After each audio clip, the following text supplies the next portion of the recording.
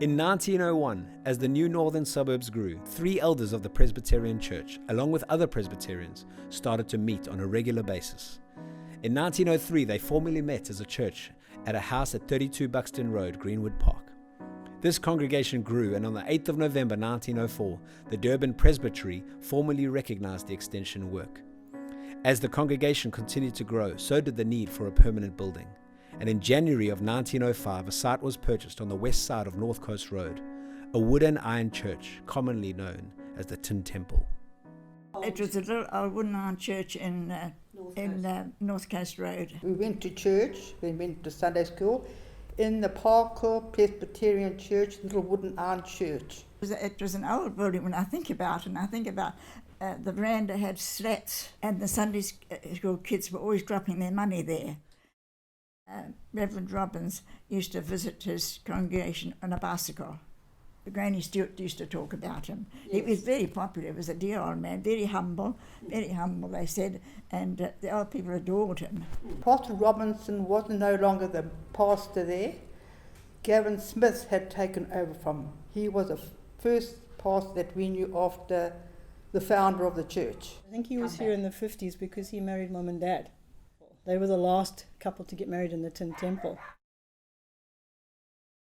That area on the inland side of North Coast Road, largely Scottish, all white. Yes. And then it was proclaimed coloured. Yes. When the Grouped Areas Act came in, a lot of the people on the other side of the North Coast Road had to move out, which were members of the church. Then we moved, they sold that, they built the church on the opposite side.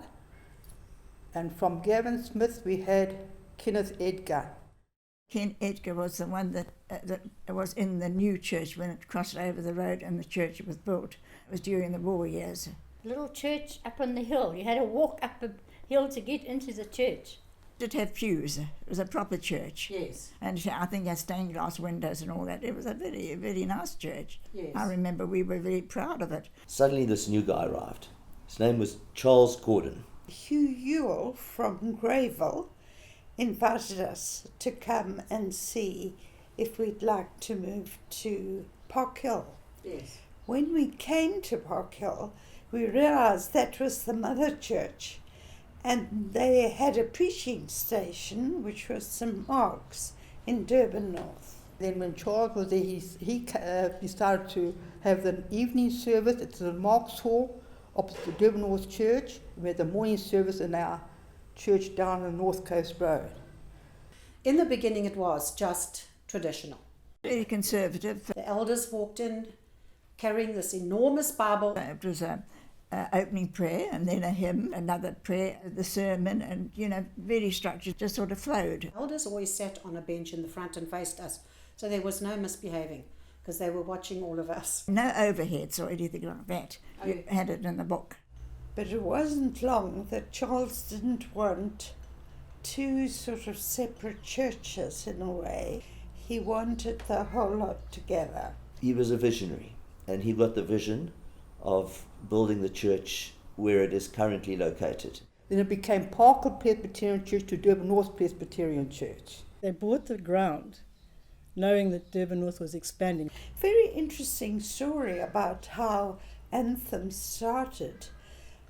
Charles was coming up McCurtain Avenue, and a member of the congregation, I don't really want to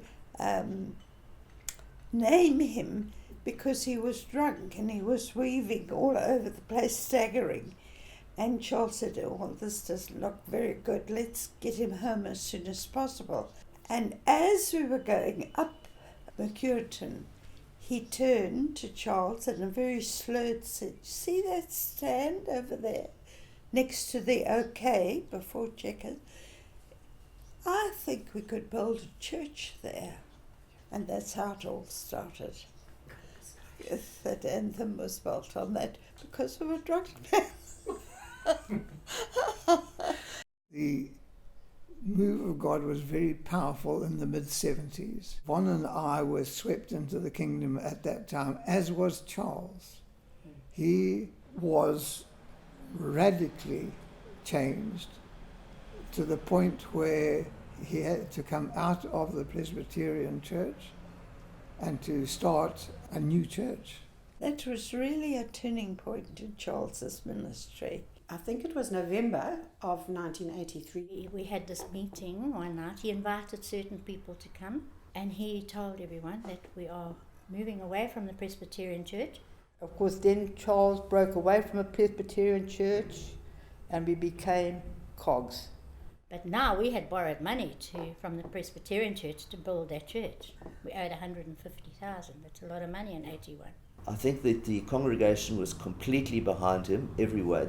Everyone had bought into that vision. I think within 2 weeks we had 150,000 rand. It was really very, very inspiring. They all wanted to follow Jesus that way, you know. And if you didn't have something, you gave it. I didn't have any money, so I gave my wedding ring. And because you wanted to be part of it. And somebody in the congregation saw me give my wedding ring. To this day, I don't know who it was. And they gave the wedding ring back to Charles, and they put money in. And they said, give it back to me. Wasn't that wonderful? Over the late 70s, early 80s, Presbyterian Church agreed to sell the property to the new church, the Church of the Good Shepherd. The biggest change was that they sang choruses more than hymns, and they put them up on the screen, overheads, which we never had before, and they sort of went on and on and on, you know, they go on forever. They started to bring in the different instruments and become more modern. The hymns didn't satisfy all the young people. When the guitars came in, there was a lot of tut-tutting from the old people. Eventually the organ was replaced. We didn't have that, and we did get a piano. We never had a microphone in the church at all, because the church design is built so that you didn't need one. And eventually they brought in the drums. Well, I'm not sure how many, but quite a few people just decided to go. But it actually changed everything to bring in more young people. And I heard about this amazing place called Cogs, where it was just the place to go. The church suddenly became so alive and vibrant. I used to go in the morning and the evening, every Sunday, and every meeting that there was, I was there. It was alive. A whole new time of spirituality. It was fantastic. It was fun as well. Yeah.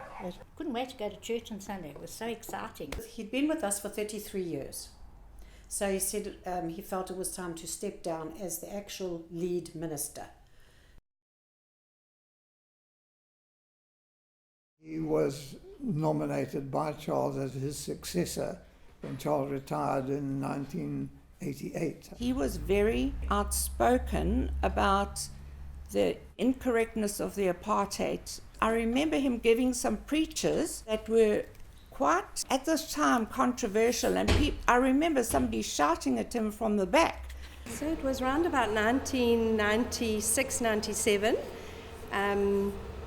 John Hislop was leading Cogs at the time, and he unexpectedly passed away. So after he died, it was an enormous thing now to look for a new pastor, and having John Smith was the stabilizing influence. The way it was done was so good. It wasn't just put somebody in place. We were leading a church in Howick at the time, and we got a phone call to say, would we consider coming down and preaching at Cogs? That was an amazing privilege, just to be able to be considered. It's quite daunting to come into a church with the reputation that we had, as being internationally known. The amazing thing was we were in a meeting, and a prophetic meeting, and someone called us forward, and they said to Piet, you're in a football field, but you're holding a rugby ball. You're playing in the wrong field, change fields. And it was based on that prophetic word that we knew God was telling us to leave Howick and come to Cogs.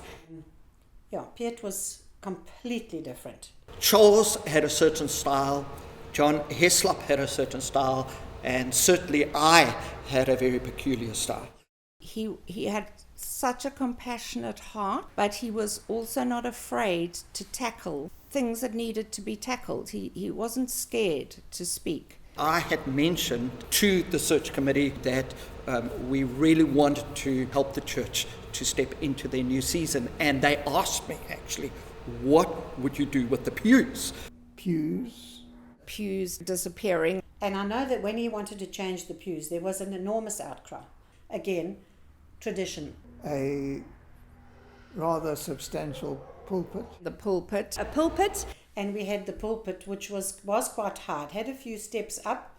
And he just said, you feel like you above everybody, and you're not. Jesus was never in a pulpit. It may sound like just material things, but we were actually also breaking something in the spiritual. During Piet's time, the outreach into Amaoti started. And it was just a group of people that got together, and we started to dream of the things that we wanted to change in the community. It developed into what is now the Domino Foundation.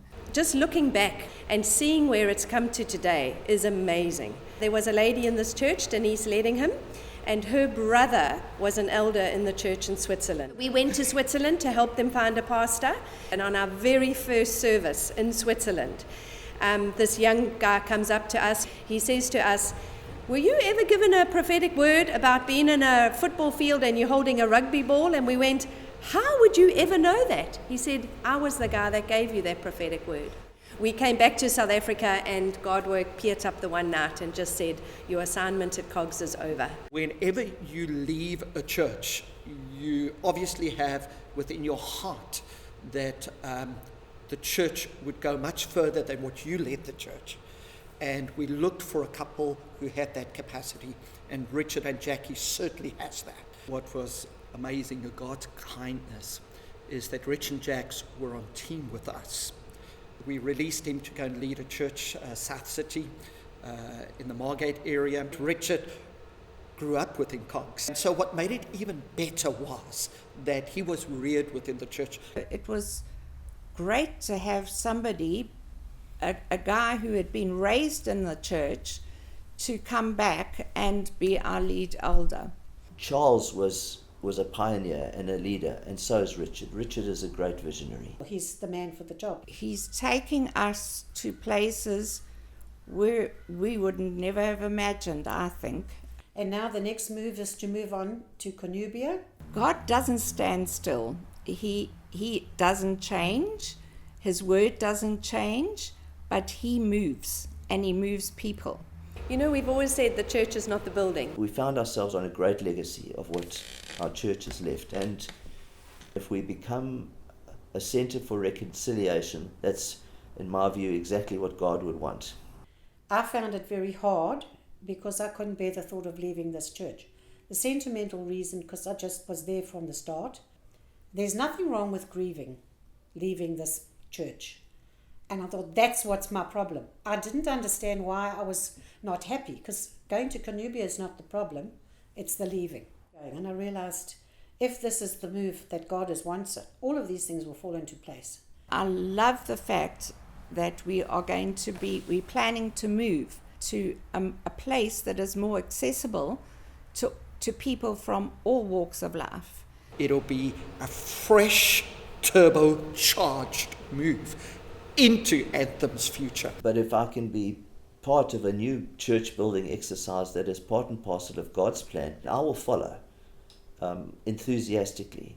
And for me personally, I don't think I've been more excited for anything in the church life than I am for this new season that we are going into.